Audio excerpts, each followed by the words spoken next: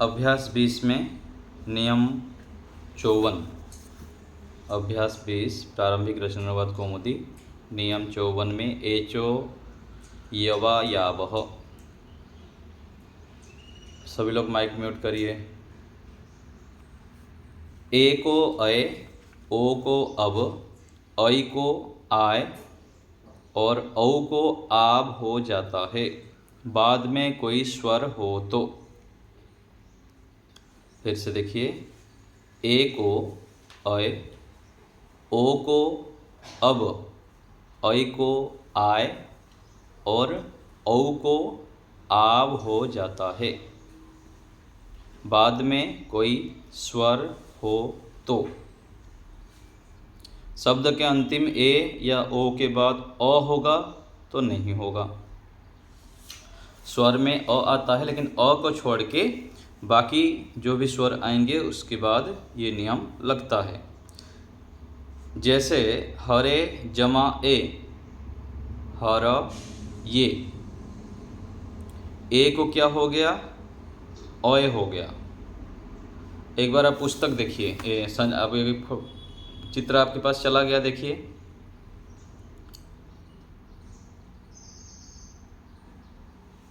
ठीक है। एच अर्थात क्या है, ए ओ ऐ औ।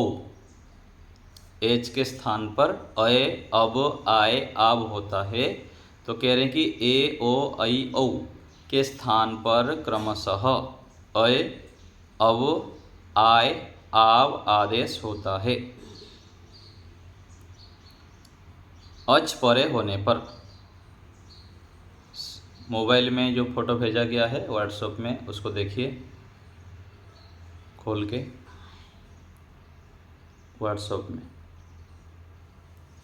व्हाट्सएप खोलिए तो अजह अय वा यावह, तो कह रहे हैं एक तरफ अच एच है और दूसरे तरफ क्या है,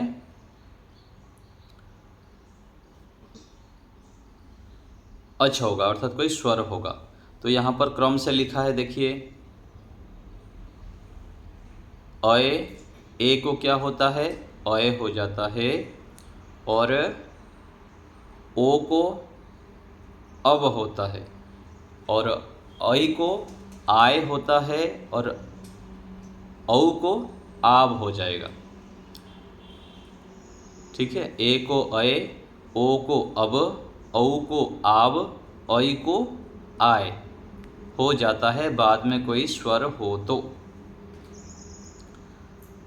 तो ए के स्थान पर क्या होगा, अय हो जाएगा।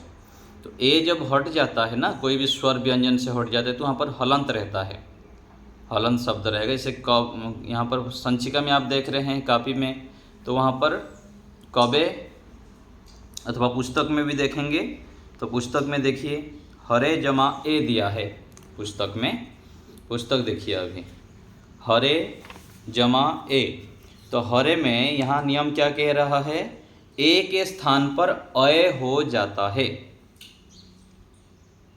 थोड़ा सा सावधानी से ध्यान से सुने मेरे शब्दों को। ए के स्थान पर अय हो जाता है, तो हरे में जो ए है ना, ए को जब हटा देंगे तो यहाँ पर र में हलंत रह जाएगा, और उसके स्थान पर क्या आ जाएगा, अय। ए के स्थान पर अय लग जाएगा। तो अय लग जाने पर र में हलंत था, आगे अय आ गया, तो ह र य ऐसे होगा, ह र य, और य में हलंत रहेगा। तो य में हलंत रहा और आगे जमा ए, तो जुड़ के क्या हो गया, ह र ये। ऐसे ही आगे जे जमा अह, जे जमा अह, तो यहाँ भी ज के ऊपर ए है, तो ए को जब हटा देंगे तो ए के स्थान पर अय आ जाएगा। अय आ जाने पर जय जमा अह, जयह। ये उदाहरण हो गया ए के स्थान पर अय होने का। ऐसे ही आगे कवे जमा ए, कवये, यहाँ भी ए के स्थान पर अय हो गया। संधि क्या कह रहा है, ए के स्थान पर अय हो जाता है। तो कवय जमा ए, कवये। आगे देखिए ओ का उदाहरण, ओ के स्थान पर अव हो जाता है, तो भो जमा अति। पुस्तक में देखिए सभी, भो जमा अति, तो ओ के स्थान पर अव हो गया। ओ जब हट जाता है तो हलंत रह गया भ, और उसमें अब जुड़ जाएगा, तो भव जमा अति, भवति। ध्यान देंगे कभी भी व्यंजन अपने आप में पूर्ण नहीं होता है, उसमें स्वर लगने पर ही वह पूर्ण होता है, उच्चारण लायक होता है। तो भो में ओ जब हटा देता है उसमें हलंत हो जाता है, और जो अब है अब में भी व में हलंत रहता है, तो आगे अति जुड़ के भवति हुआ, तो ये ओ के स्थान पर अब लग गया। आगे ऐसे ही पो जमा अनह, तो पो में जो ओ है, ओ को क्या हो जाता है अब, ओ के स्थान पर जब अब हो गया तो प, ओ हट जाने पर प हलंत रहा, फिर अब जुड़ गया तो पब हो गया, पब जवा अनह, पवनः। तो ए के स्थान पर अय हुआ, ओ के स्थान पर अब हुआ। आगे है ऐ के स्थान पर आय, ए और ऐ, ए के स्थान पर तो अय हुआ, और ऐ के स्थान पर आय हो जाता है। नई जमा अकह, तो न के ऊपर जो ऐ है उसको हटा देने पर ऐ के स्थान पर आय हो गया, तो नाय जमा अकह, नायकह। ऐसे ही गई अकह, ऐ के स्थान पर आय हो गया, तो गायकह। आगे देखिए 4 नंबर औ, औ के स्थान पर आब हो जाता है, आब। ओ के स्थान पर अव होता है और औ के स्थान पर आब हो जाता है, तो पौ के स्थान पर पौ, औ के स्थान पर आब हो गया, और पावकह। ऐसे ही दौ एतौ, तो द्वौ के स्थान पर आव हो जाएगा, तो द्वाव जमा एतौ, द्वावेतौ। ठीक है, तो इसको बोलते हैं अयादि संधि। एच के स्थान पर अय अब आय आभ होता है, एच अर्थात ए ऐ ओ औ। अब आप लोग को कुछ समझ में नहीं आया तो पूछिए, हाथ उठाइए। सुदर्शना माता जी बोलिए।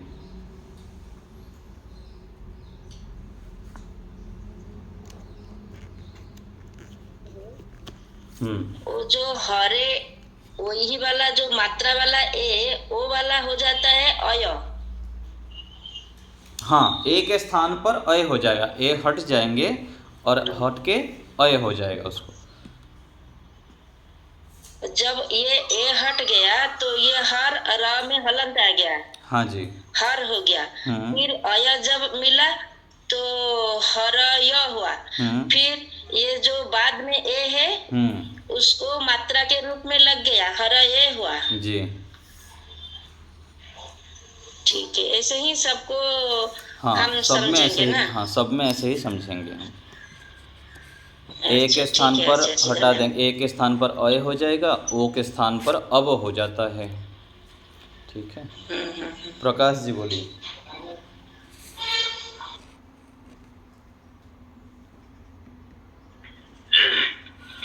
आचार्य जी, ये तो समझ में आ गया कि बाद में कोई स्वर हो तो ये नियम लागू होता है। आगे लिखा है शब्द के अंतिम ए या ओ के बाद अ होगा तो नहीं लगेगा, इसको कैसे समझें? अ होगा तो दूसरा एक संधि आ जाएगा, उस समय उसको समझेंगे। उसमें अ होता है ना, तो उसमें फिर अवग्रह लग जाता है, अ हट के। जैसे यहाँ पर एचो यवा यावह हुआ ना, तो यहाँ पर जो अवग्रह किस लिए है, अवग्रह अ के स्थान पर अवग्रह लग जाता है, तो अवग्रह लगा है तो उसको आप समझेंगे यहाँ पर अ साइलेंट रूप में है। अच्छा, ठीक है ना, यहाँ पर भी ओ है ना इस सूत्र में, एचो यवा याव, अयवा यावह, तो अ होने से अ के स्थान पर अवग्रह चिन्ह लग जाता है, इसको अवग्रह चिन्ह कहते हैं। तो ये एक संधि आगे आएगी, उसमें आपको ये समझ आएंगे। ठीक है, ठीक है। कमलेश माता जी। आचार्य जी ऐसे इसमें से तो इतनी तो समझ में आ गई कि ए को आई हो जाता है, ओ को अब हो जाता है, और बड़ी ए आती है तो फिर आय हो जाता है, बड़ा औ आता है तो आब हो जाता है।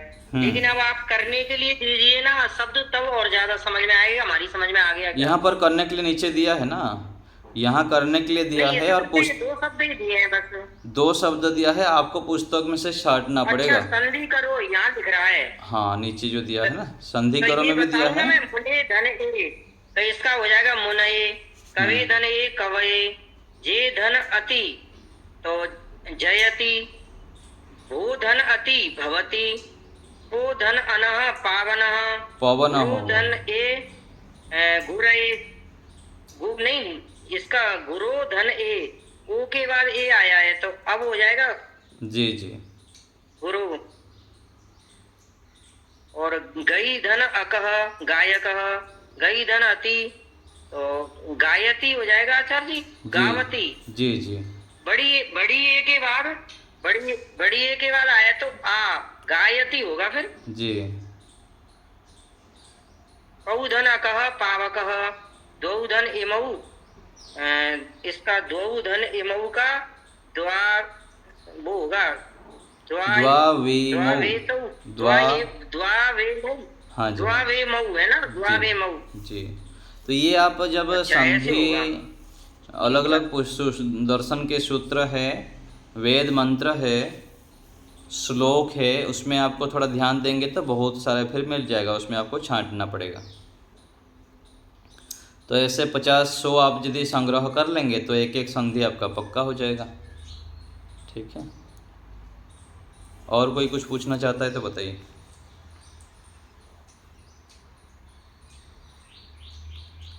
तो इसमें ध्यान देना है कि ए, ऐ, ओ, औ जब आता है तो वहाँ पर ये लगता है। काफ़ी सारे जगह पर आपको मिल जाएंगे श्लोक। सीखने की धातु और पूछने। हाँ जी, सीखने की धातु कौन सी होती है? सीखने की, सीखने की 6 धातु भी होता है। सीखने की धातु 6 धातु भी एक होता है। हाँ, शिक्षते भी होता है ठीक, सीखने के लिए।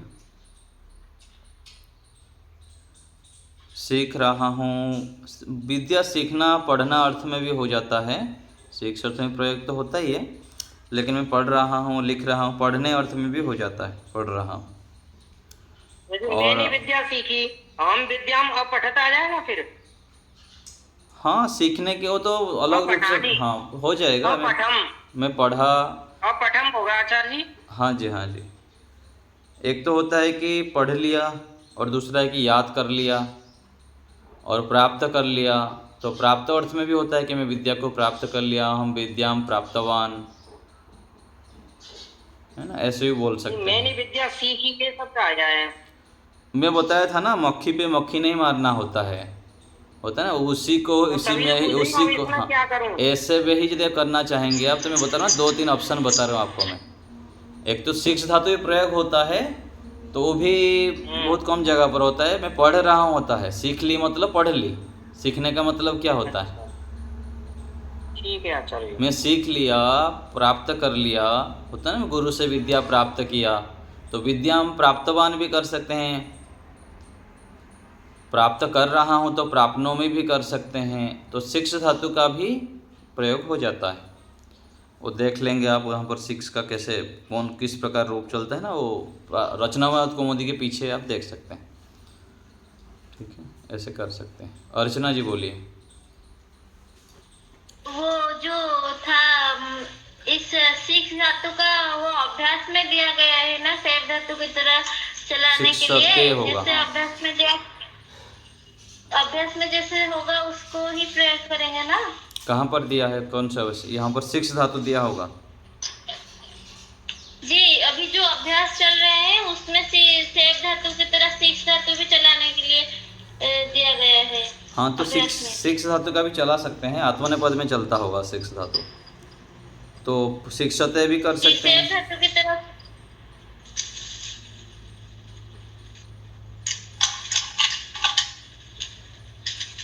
सेब धातु की तरह भी चला सकते हैं। मैंने विद्या सीखी, तो यदि सेब धातु की तरह चलाएंगे तो हम विद्याम अशिक्षत, जैसे असेवतो होता है ऐसे ही अशिक्षत कर लेंगे। ठीक है कमला आचार्य जी अशिक्षे होगा, क्योंकि मैं के साथ, हाँ ठीक है, उत्तम पुरुष, उत्तम पुरुष साथ यदि करेंगे तो अशिक्षे कर देंगे, असेवे जैसा होता है ना वैसे। अशिक्षे होगा। आचार्य जी मेरे को ये संधि लास्ट वाला समझ में नहीं आ रहा है, 6 नंबर का, दौ जमा इमू। औ के स्थान पर आब हो जाता है ना, द्वाब कर दीजिए, द्वाब, और आगे जो भी आगे स्वर होगा उसी स्वर को उसमें जोड़ दीजिए। जैसे यहाँ पर आया द्वावेमौ, एतौ था इसलिए द्वावेतौ हो गया, और यहाँ पर इमौ है इसलिए द्वावीमौ, ऐसे कर लेंगे। औ के स्थान पर आब हो गया और आगे स्वर जो है वो जुड़ जाता है उसमें। तो ये वाला दा कौन क्या होगा? दा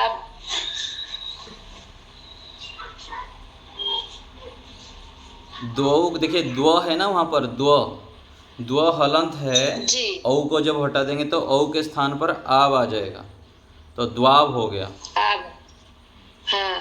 ठीक, केवल औ को देखिए, आप इधर उधर मत हटिए, औ को हटा दीजिए, औ को हटा दे तो क्या हुआ? हाँ। द्व हो गया, द्व में हलंत है अभी, हाँ। तो औ के स्थान पर आ गया क्या? आब आ गया, तो हाँ। आब आ जाने से द्वाब हो गया। द्वाब हो गया, फिर आगे इमौ है, द्वाब में व में हलंत था, हलंत होने से फिर ई जुड़ जाएगा उसके ऊपर, द्वाविमौ। अच्छा, ब में ई की मात्रा लगेगा? हाँ जी, हाँ जी, कोई भी जो अब आए अय लगता है ना अंत में तो हलंत है ना, तो हलंत होने से आगे फिर उसमें जुड़ जाता है। ठीक है, ठीक है आचार्य जी, ऐसे 2-4 ठो कर लेने से अभ्यास हो जाएगा। जी जी। उसमें आप फिर श्लोक में, मंत्र में, योग दर्शन अभी हम पढ़ेंगे थोड़ी दिनों बाद, उसमें भी आएगा, तो वहाँ पर ध्यान देंगे तो ये संधि सब काम में आएगा। योग दर्शन की भाष्य में दूसरे जो श्लोक आदि रहता है तो सभी जगह पर ये संधि काम आएंगे। फिर वहाँ पर हमको संशय नहीं होगा कि इसमें क्या लग गया, ऐसे कैसे जुड़ गया ये, यहाँ तो य था कैसे वह हो गया, जैसे ई को यण हो जाता है, ई के स्थान पर यण कैसे हो गया। सभी जगह पर ये फिर देखते जाएंगे तो समझ में आ जाएगा कि ये संधि यहाँ पर लगा हुआ है, यहाँ पर दीर्घ संधि लगा है, यहाँ पर यण संधि लगा है, यहाँ पर अनुस्वार लगा है। लता माता जी बोलिए। आचार्य जी नमस्ते। ये दानार्थ चतुर्थी होता है ना, तो ये दुख देना, वो उसको दुख दे रहा है, वो कैसा, वो भी मतलब ये हो जाएगा, चतुर्थी होगा दुख देना? नहीं, देने अर्थ में नहीं होगा। देना, जो दुख देना है ना, उसमें कौन सा विभक्ति आया है? ये तो किसी को कुछ जो हम देते हैं ना उसमें होता है। अच्छा, ओनली मतलब दान के, हाँ, दुख देने के लिए तुद धातु हो जाता है ना, सीधा धातु लगा देंगे, तुदति। वह उसको दुख देता है, सह तम अर्थात उसको, अथवा बालक को, तो सह बालकम तुदति। अच्छा, अब समझ में आया। तुद धातु लगा देंगे उसमें। देने अर्थ में वहाँ पर तुद धातु हो जाएगा, तुदति, दुख देना। अच्छा, जी धन्यवाद। और कोई बात किसी को पूछना है तो बताइए। रोज आपको 10 वाक्य लिखने के लिए बोला गया था, लिखते हैं आप लोग? आचार्य जी मैं 10 वाक्य लिखी हूँ। ये वाला एक तो संशय है, माता के बिना घर में रहना अच्छा नहीं लगता, तो मैं बनाई मातरम बिना गृहे तिष्ठनम न रोचते। ये ठीक नहीं लग रहा है क्या मेरे को? घर में रहना, गृहे तिष्ठन, नहीं इसको ना उसी प्रकार से मत बनाइए, दूसरे थोड़ा कर लेंगे उसको। मातरम बिना गृहे न रोचते, गृहे अच्छा। घर में अच्छा नहीं लगता, घर में रहना। गृहे निवसनम भी कर सकते हैं, घर में रहना। निवसनम। हाँ, घर में रहना, निवसनम अथवा रहना, वसनम। आचार्य जी, रोच धातु में चतुर्थी लगेगा ना, तो तिष्ठनम करने से निवसनम करने से ठीक होगा? अच्छा नहीं लगता जो है ना, वो किसी वस्तु के विषय में है। गृहे न रोचते, घर में अच्छा नहीं लगता। निवसनम न रोचते, नहीं अच्छा लगना जो है ना उसके साथ था ना, कि जैसे पुस्तकम रोचते, पुस्तक अच्छा लगता है, ऐसे था उसमें, चतुर्थी नहीं है उसमें, तो मह्यम के साथ हो रहा था ना। तो इसमें द्वितीय लगा सकते हैं। मह्यम गृहे न रोचते ऐसे कर सकते हैं, मुझको घर में अच्छा नहीं लगता। मातरम बिना मह्यम गृहे न रोचते ऐसे करेंगे ना? हाँ, ऐसे कर सकते हैं, ठीक है। माता के बिना मुझको घर में अच्छा नहीं लगता। रहना, वो रहता, रहना अर्थ में निवसनम, ठीक है, चल जाएगा। वसनम निवसनम इस अर्थ में भी हो जाएगा, ठीक है। प्रतिमा माता जी बोलिए। अच्छा जी। हाँ आचार्य। हाँ माता जी। ये जो बॉक्स दिया हुआ है ना, हाँ जी। एच अयभाव्य अची, फिर 6/1 1/3, इसका मतलब क्या है? कहाँ जो पर? बॉक्स लिखा हुआ है ना, अब जो भेजे थे, उसका अच्छा, मतलब क्या है? वो तो समझाने के लिए है, समझाने के लिए। अच्छा, ये षष्ठी विभक्ति एक वचन है। मूल देखिए, एच शब्द है, एच शब्द के षष्ठी विभक्ति एक वचन है, और अय अवा यावह ये प्रथमा विभक्ति बहुवचन है। 1-3 अर्थात प्रथमा विभक्ति बहुवचन, और सप्तमी विभक्ति एक वचन अर्थात सप्तमी विभक्ति एक वचन है, 7-1 अर्थात अची। समझ में आया? वो जो 6/1 और 1/3 ये जो लिखा हुआ है ऊपर, इसका अर्थ यह है कि व्याकरण में जब हम सूत्र का अर्थ करते हैं तो षष्ठी विभक्ति का अर्थ क्या है? के स्थान पर। षष्ठी विभक्ति जहाँ पर लगेगा व्याकरण के, उसमें सूत्र को अलग करने में षष्ठी विभक्ति के स्थान पर है, के स्थान पर। और प्रथमा विभक्ति का अर्थ है होता है। प्रथमा विभक्ति का अर्थ क्या है? होता है। और सप्तमी विभक्ति का अर्थ क्या है? परे होने पर। में और पर होता है ना सप्तमी विभक्ति में, तो इसका अर्थ आप सूत्र को देख के सीधा निकाल देंगे। ठीक है। हाँ। तो अच का अर्थ है, अचह का अर्थ है अचह स्थाने। अचह स्थाने अये अव आवह भवति। प्रथमा विभक्ति का अर्थ क्या है? होता है। कब होता है? अचि परतः, अच के परे होने पर।